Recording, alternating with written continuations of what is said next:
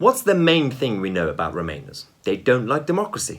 I think there's a real sense of hope here today that actually we can vote with our feet, and there's enough of a say of the people and a voice of the people that says actually there's something wrong here, this isn't fair, and people are prepared to stand up for it now. But this isn't just about them not accepting the referendum result, for example. They actually support the EU project and their new world order. They don't trust Western nation states to give power to ordinary people. This is why they rather back a supranational and undemocratic body like the EU being in charge of our destiny. They like to design systems that work better for them and reorganize society for the rest. But the socialist hypocrisy comes in here. The same globalist EU fanatics, including Tony Blair, Barack Obama and Angela Merkel, also want to impose their system onto the third world. Actually, before we continue, let's define globalism. There is a huge difference between globalism and internationalism. Internationalism means respecting your own country's priorities, border and culture, whilst being open to the rest of the world in terms of trade and cooperation. Globalism, on the other hand, consists of people who want to instantly abolish borders and nation states. They want all nations and cultures to be on the same level. Now, this is a nice idea, but it won't work anytime soon. Humans by nature are tribal.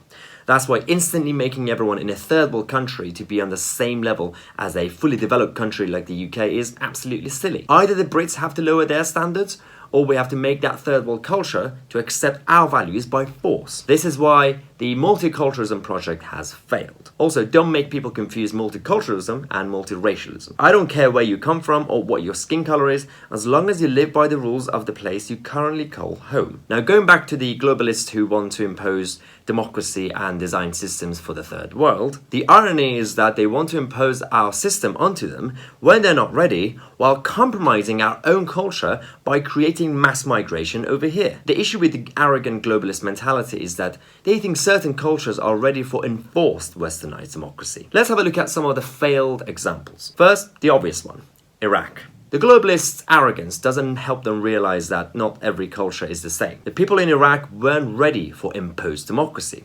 And look what happened. Corruption and division. Another example, Russia. The collapse of the Soviet Empire had two aspects. One was the Soviet and communist part of it. Now, people in Russia were tired of that and were ready to get rid of it. The second part of the collapse was the Union. What happened instantly after the revolution was the Western governments and businesses flooding Russia with their Western ways. This instant and radical change was never fully accepted by the Russians. They also weren't ready for a fully accountable and workable democracy in Russia itself. This is why we ended up with a series of divided governments until Putin came and broke the whole game. And now we've ended up with a fake democracy which in reality is a dictatorship. There is not one single successful example of a Western intervention for the sake of imposing Western democracy. Now let's have a look at some of the places where change has worked. Moving from authoritarianism to democracy has only worked in this world when a culture has gradually understood it and then became hungry for it. The best example is the Anglo-Saxon related countries, including the UK itself. You evolve into democracy. Can't just wake up tomorrow and decide, I'm just going to deal with it. Look at India. I must ask you to believe me when I say that I have never made a statement of this description, that the masses of India, if it became necessary, would resort to violence.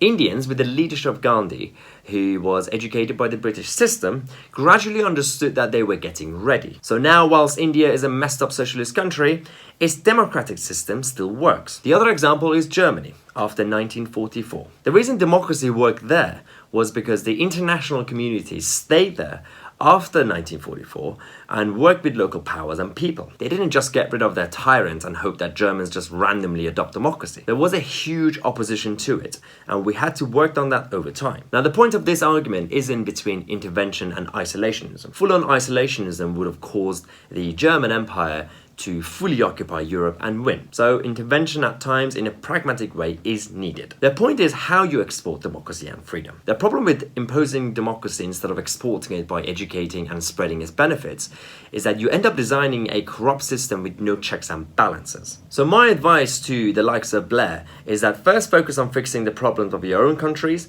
before thinking about intervening in other countries' business. As usual, thank you for watching. If you enjoy the content, make sure you share, like, and subscribe. And don't forget to click on the notification bell next to it. And I'll see you tomorrow with a new video.